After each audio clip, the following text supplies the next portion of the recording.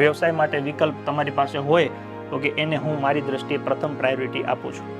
જો એ ના થતું હોય ઓકે તો પછી બીજા નંબરે સરકારી નોકરી માટે વ્યક્તિની પોતાની ઈચ્છા હોવી જોઈએ.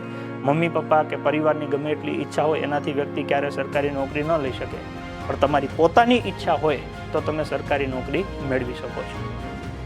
બરાબર છે? એટલે આ નિર્ણય તમારે લેવો પડે કે ભાઈ મારે વ્યવસાયમાં આગળ વધવું છે, કેમ કે 10 વર્ષ કે માની લો કે તમે વ્યવસાયમાં આપો 10 વર્ષ તમે સરકારી નોકરીમાં આપો.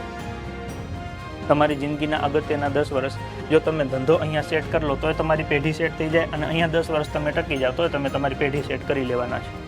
બંનેમાં સેટ થાય છે. ખાલી પસંદ કરવાનું તમારે ક્યાં જવું છે.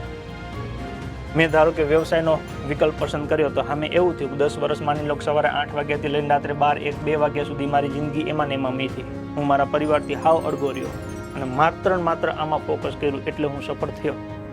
કે મારી સાથે ઘણા મિત્રો આ જ ફિલ્ડમાં આવ્યા હશે પણ એ સફળ નહીં થઈ શક્યા હોય. કેમ તો કે એમને સમય નહીં આપ્યો હોય. એટલે જો તમે સમય ન આપી શકો તો વ્યવસાયનો વિકલ્પ તમારા માટે ખોટો પડે. તો પછી તમારી પાસે આ નોકરી હોવી જોઈએ. એક વખત મહેનત કરીને લાગી જાઓ પછી નકરો સમય છે તો મજા કરો. એટલે એ ડિસિઝન તમારું પોતાનું હોવું જોઈએ.